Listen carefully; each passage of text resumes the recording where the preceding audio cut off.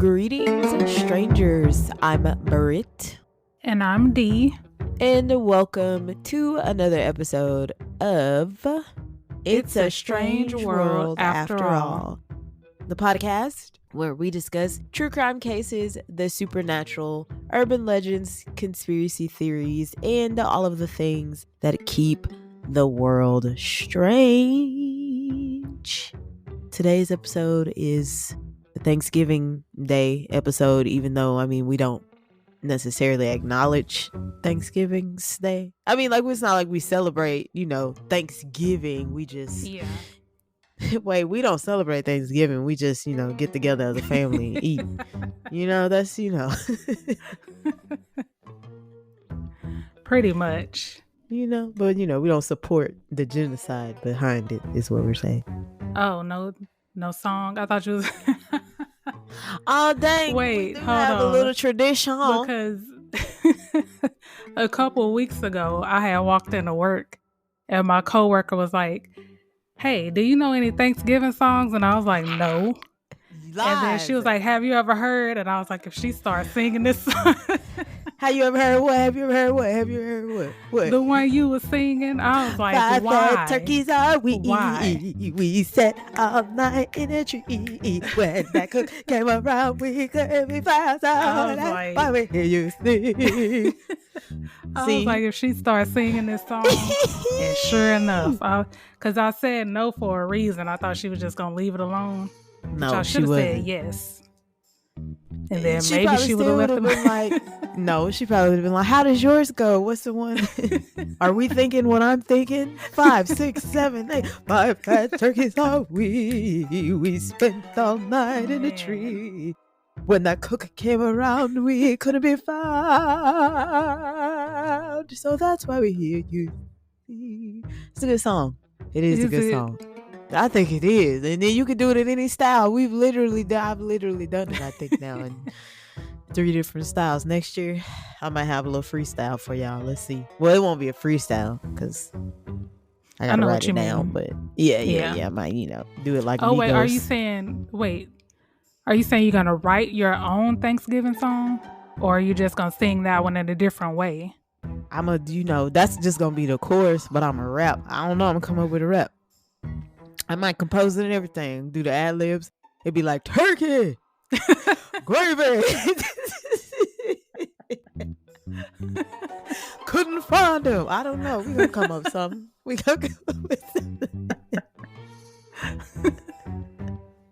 I got a whole 365 days. I have a whole year to work on it. What if I do it and it just blows up? It's gonna become the next green beans, tomatoes, potatoes. Let me write this down so I don't forget. Stupid. We're gonna remix 5 fat turkeys. Oh man. Okay, thanks D, because I have forgot. So thank you D, because I shouldn't have said nothing. You shouldn't have. You played yourself. But what I didn't forget was another tradition that we like to do here. But I'm gonna switch it up because we know those of you that are regular listeners, that Dee does not necessarily like telling what she's thankful for, which kind of sounds bad. I was like, we got another tradition? Yeah, giving thanks. We usually give thanks. Oh, yeah.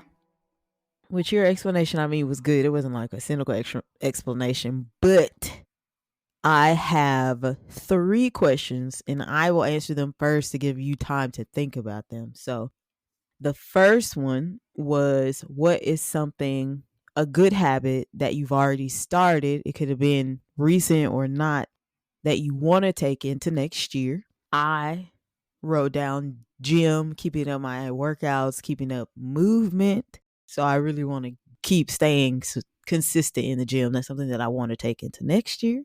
A bad habit that we are trying to get rid of that we don't want to take into next year is the second question.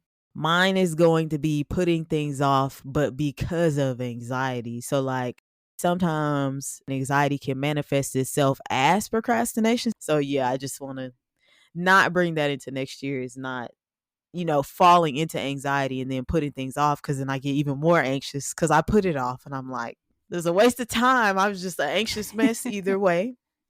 So that's the second one. And then the third one that is a new habit. So something that you haven't necessarily been doing or doing consistently that you want to do next year. Mine is reading. Next year, I want to actually get through the books that I bought and just get back into reading because it was something that brought me joy as a kid, especially. So, gym habit I'm taking with me. Procrastination is a habit that I'm trying to release and leaving this year. And then reading is a new habit that I want to pick up. That's weird because your last two is kind of similar to what I've been doing.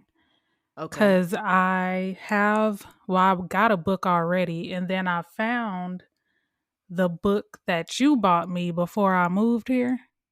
Oh, And I had yeah. started back reading that, and then I stopped. And then I have a whole list of books on Amazon that I'm about to get because I said I was going to start back reading. And then, like, as far as anxiety, I've been taking, you remember I told you when we recorded last time, that I've been taking ashwagandha to help me with Yep. my anxiety and stress. So I was like, not to seem like I'm cheating or whatever, but No, to say like mine are kind of similar to yours. But what was the first one? because I wanted to show gratitude for where we were now. So, what's something that you have been doing, whether it's something that you've always done or recently? Sorry.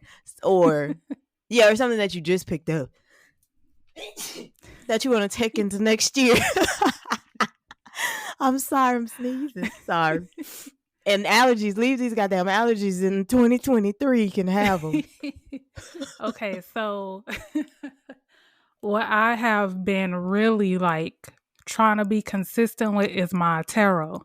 So, crazy thing happened to me because I've been journaling it as well. So whatever I get, I try to journal it so I can like memorize it and so I won't have to keep Same. looking up the meanings and stuff. So I started that on the 8th of November. And I got what was my card? Because I'm a beginner, so I just been doing like the one card One pull. card. Yeah. So I got I think it was the 8 of Cups. And then 8 days later I got the exact same card. And so then I was like 888. Then I was like, okay, what does Ooh. that mean?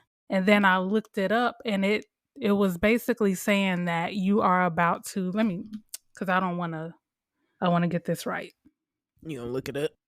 hmm So it means abundance and prosperity. So it says it is Ooh. strongly associated with abundance, prosperity, and financial success. I said, Lord, please, I hope so. Please, please, Lord I hope Jesus. so. But I said, because I used to journal all the time. So I said, I'm going to get back into that. So that's kind of helping me getting back into journaling. Yeah. In today's episode, we discuss the Seth Privacky case. I did just want to put out, even though the episode is marked as explicit, just a trigger warning for excessive violence. It's pretty Yes. triggering. Okay, let's get into this. Seth Stephen Privacky was born June 2nd, 1980 in Muskegon, Michigan. On November 29th, 1998, 18-year-old Seth shot and killed his parents, brother, his brother's girlfriend, and his grandfather. At the time of the murders, Seth was a senior at Reeth's Puffer High School. His classmates described him as quiet and soft-spoken. A family friend stated that Seth's father believed his son was a psychopath who didn't have a conscience and that his mother said he was out of control. Before this, because I don't remember, before this, had they ever tried to get him counseling or in therapy? I don't think so. Because if you felt like that, what kind of help were you giving him? Oh, no. I think he was. Wait.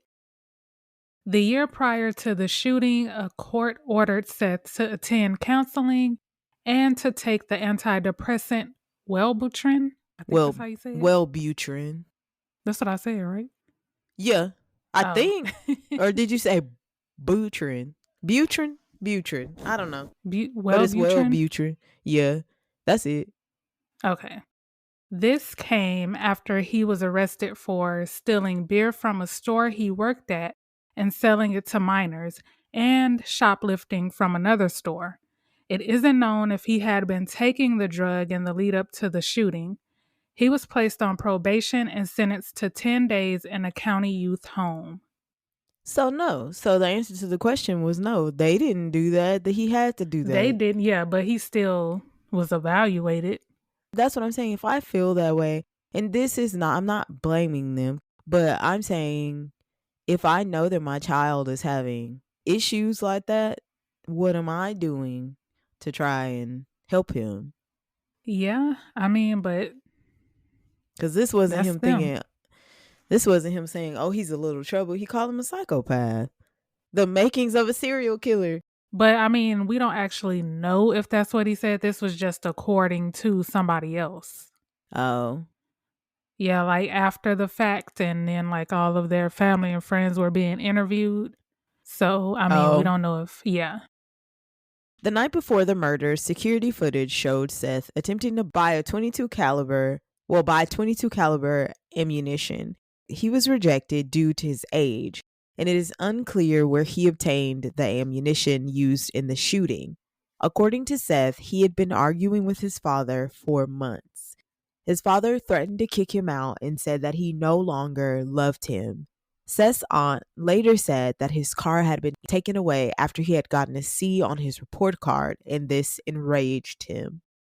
Over Thanksgiving weekend, the family was preparing for a delayed holiday dinner. Seth grabbed his father's 22 Ruger handgun out of the closet and went downstairs, hiding the gun behind his back.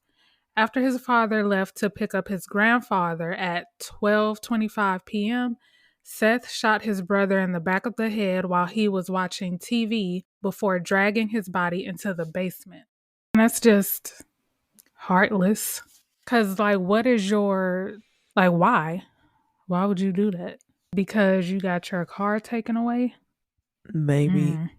There has to be some sort of chemical imbalance, is what I'm thinking. Yeah. But yeah, that is tragic. And then Seth waited for his father to come home, ambushing him and his grandfather in the garage and shooting them in the back of the head. He went upstairs and shot his mother after waiting for her to get out of the shower. His brother's girlfriend, April Boss, arrived and saw the bodies, which led to Seth shooting her as she walked into the kitchen. So yeah, this is pretty tragic. And I'm wondering, well, no, never mind, because I don't know. Because I'm wondering how his mom didn't initially hear, because gunshots are loud. Yeah. Like, I guess she was in the shower. And again, I'm not blaming them. I'm just thinking, I wonder how she didn't hear if she was upstairs the whole time. Yeah, I thought about that, but then I was like, hold on. Cause I don't think he, wait, what kind of gun was it? A 22? Yes. A handgun? Cause I was looking at what they looked like. Cause I was like, yeah, how did she not hear that? Cause did he have I don't think he would have had a silencer on there. Cause I don't even know if, I don't know anything about guns. So I don't know. I know a little bit, and I know, yeah, he most likely didn't. And I think that would have come up in evidence that he had gotten a silencer. Yeah, cause he couldn't even buy the bullets. So I don't know. Yeah, I And I don't thought know. silencers were illegal, which he got Oh, I didn't ammunition know that. illegally. I thought that they were. I don't know. I don't know Because anything about guns. you can't just be out here in these out here. You can't just be out here in these streets. You can't just be out here in these streets shooting people with a silencer. Hold on. Oh. It says that they were illegal at some point, I believe, but because they call them firearm suppressors, but apparently under Texas law, they are now legal. I was gonna say that's Texas. I'm not surprised. Okay, so yeah, so silencers are legal, but they are regulated by federal law, but on a state by state basis. It's kind of like weed. Mm. I guess a state can choose. Yeah, in Michigan they were illegal, but again, you can get anything. At 2:00 p.m., Seth called his friend Stephen Clayton Wallace to help him clean up the scene. Stephen arrived about 30 minutes later. They wrapped the bodies in sheets and planned to bury them later. Stephen disposed of the gun and clip in a pond 10 miles away. After that, he returned a movie to Blockbuster, went home, and attended a church youth group. Sir. Oh, that's Stephen. I was like, what? I was like, wait a Oh, you minute. thought that was Seth? Yeah. I mean, even for Steven to Either do that, way, though. yeah. Yeah. Seth disposed of the shell casings in a gas station trash can and went to the grocery store to buy duct tape. Stephen would return to Seth's home later that night. The bodies ended up being too heavy for either of them to carry, so they decided to arrange the bodies so it would look like a robbery. I know that this comes up later, which I mean, it's gonna come from Steven, so who knows if he's telling the truth. But my thing is, what does he have anything to do with any of this? Was he aware of Seth's plan before? Again, I know that it's gonna come up with he's saying, but you guys are young. You're in your late teens. Your friend calls you and he's killed his family. Even if yeah, the only thing I can think of is if this was premeditated, you talked to him about it and this was always the plan, or maybe you were afraid of him. Let's say you were afraid, but as soon as he let me go, like as soon as I went to go do these things, I would have asked for help. I would have explained what happened. So when he called me, I would have been like, oh, okay, I'll be over there in a minute, but I would have called the police. Hello, police. Police. Yeah. Yeah. So yeah, That's insane. I don't understand why he helped. I don't either. Okay, so around midnight, April's parents, and this is the girlfriend, The brother's girlfriend. her parents, who had been looking for her, pulled into the home, which made Seth and Stephen flee into the woods. April's parents entered the home and immediately called the police, which is what Stephen should have did, but that's okay. Shortly after the officers arrived, Stephen was apprehended by police using tracking dogs after being seen running out of the woods. He admitted to what happened and began cooperating with authorities. A manhunt for Seth began, and his high school went on lockdown out of fear that he would show up. Seth hid for nearly 13 hours before being found in a barn a mile from his home. A schoolmate had given him a ride and tipped off the police to his location, as he should. His schoolmate must not have known what was going on, or did he take hostage of? No, I think he knew. He just gave him a ride and then called the police. Got you. Okay. Yeah. Seth Privacky was jailed on a $5 million bail and charged with 5 counts of open murder on December 1st, 1998. Stephen Wallace was held on the same charges. Seth initially claimed that his brother, Jedediah, committed the murders, saying the murders were the result of a murder-suicide pact between the two of them that went wrong. He would later confess the day after the shootings. So how would it have went wrong? Like he just decided that he wasn't going to do it at the end? Or what? Is that what he's trying to say? Yeah, that's true. I don't know, because a murder-suicide pact would mean that you plan to murder everyone and then kill yourself, right? Yeah. And Jedediah was the first one that he well, killed. Yeah, but they don't know that. I mean, you know what I mean? Like, they didn't know that at the but time. they could easily find that out later, though. That's true. He's obviously not thinking. I mean, he's obviously young. Yeah. He was just spitballing, but maybe this is just, in my opinion, my dumb opinion. I'm gonna leave that in 2023 too. I'm gonna leave it in 2023 too. But is that okay? If this was a murder-suicide pact, let's just say he didn't kill his brother first. Let's just say that he's thinking that they wouldn't realize that. So you kill the entire family, your brother kills himself, you're about to do the same for yourself, but the girlfriend walks in, you panic, you shoot her. You know what I'm saying? Like, I'm pretty sure that's probably how he was going to try and... He would still kill himself, though. Well, I know that. I mean, well, obviously, Oh, and then that's not what happened. Well, we're thinking that that's not what happened anyway. So this is just a yeah. theory, is that he was about to kill himself, but then she walked in, he panics because, oh, now I've killed someone that wasn't a part of this. So now what do I do? I don't know. You kill yourself like you were supposed to do if that was the truth. I get what you're saying, which I mean would prove that it's probably not the truth. But in his head, I'm thinking that's where he was going with that. Like, Who knows? Because I was going to say this had to have been like premeditated though, because he went to try to buy bullets. So for his theory, like there is no evidence of his brother being involved at all, even though he did confess the next day, but he was the one on camera that's trying to buy true. bullets. Yeah, no, it doesn't. It doesn't make sense unless the only other thing I can think of is because remember her parents. So I'm sorry, I'm missing a part of the story. Her parents came looking for her because even if you're giving a timeline, you could lie on the timeline because he's lying anyway. So maybe he got caught as he was about to do it by her parents, and so they foiled his Mm, plan. I don't know. I don't know, but he yeah. came back and said that wasn't the truth anyway. So Seth pled no contest and was convicted of 5 counts of first-degree murder and 5 counts of felony firearm charges. Seth was found guilty and sentenced to life in prison without the possibility of parole on May 27, 1999. Stevens' charges were later downgraded to 5 felony firearm charges and 5 counts of being an accessory to the crime.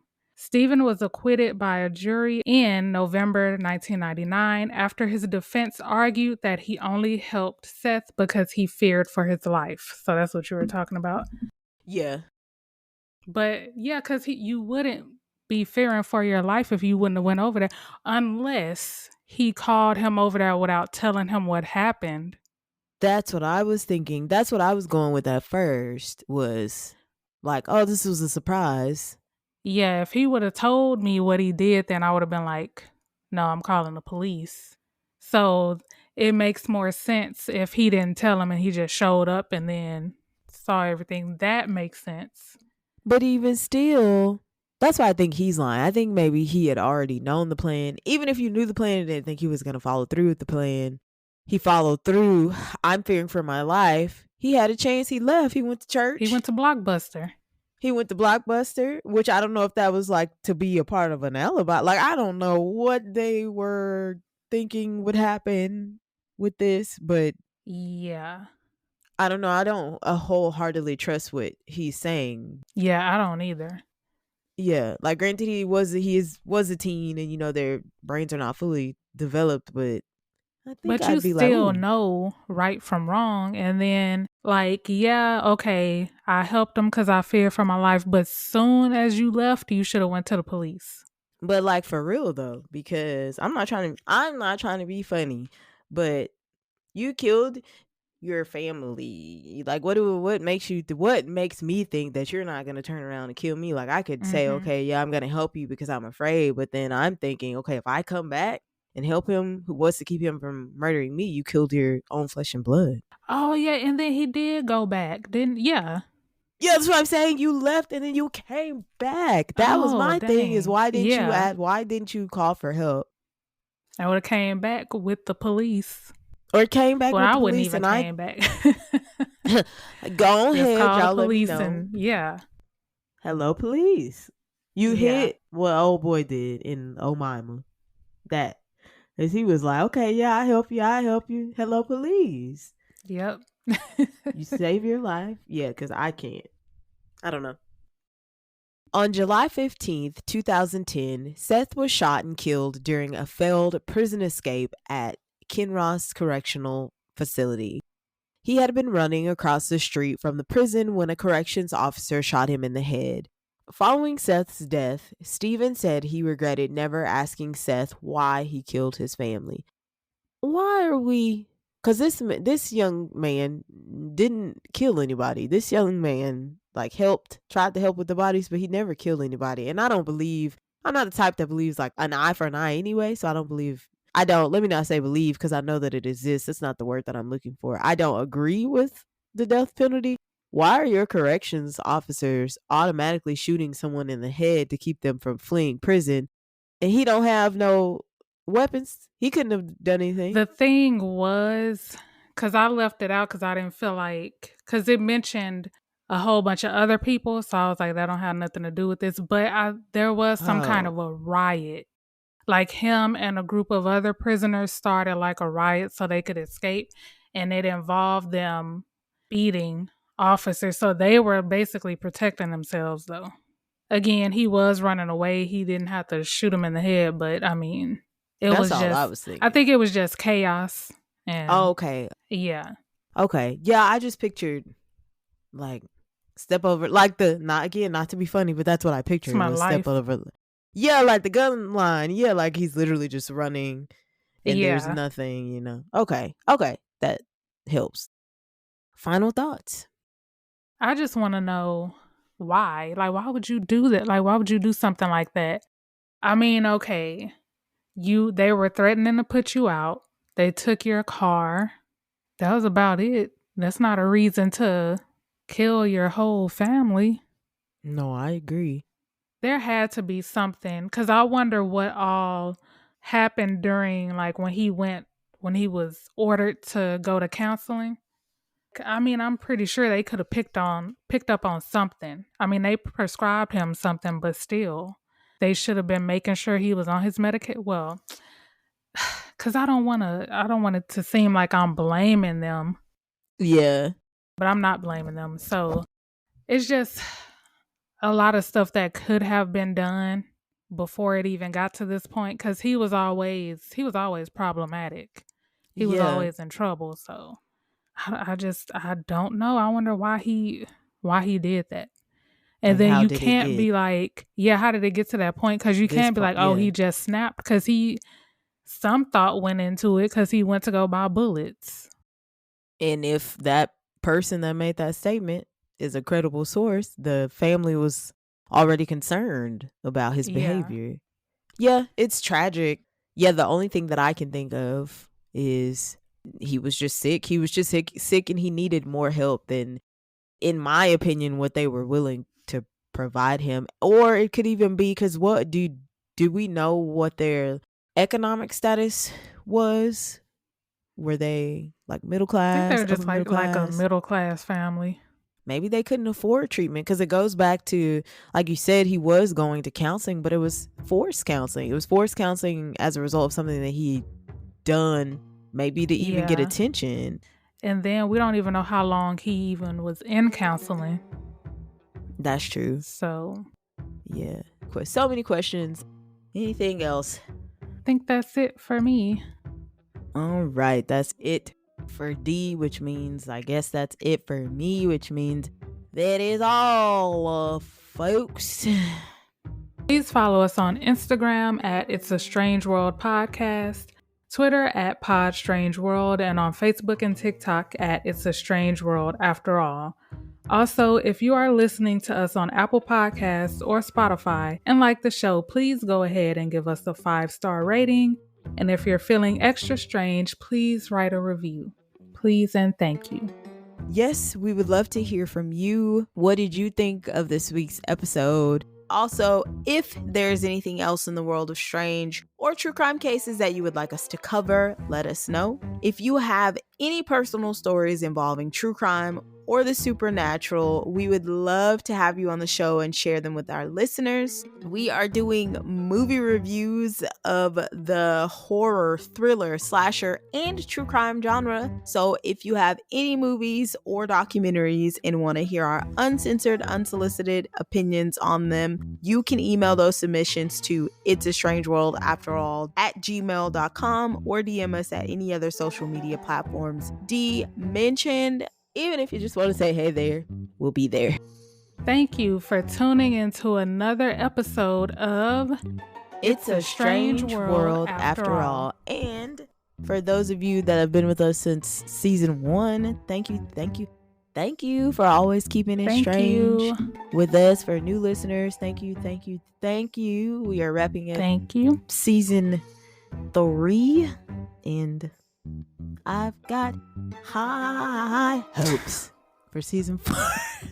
High apple pie in the sky hopes for season 4.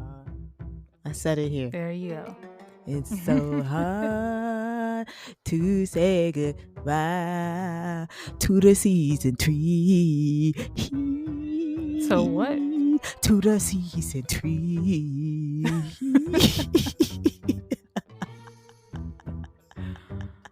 Lord. Thank you. Thank you. Bye. Bye.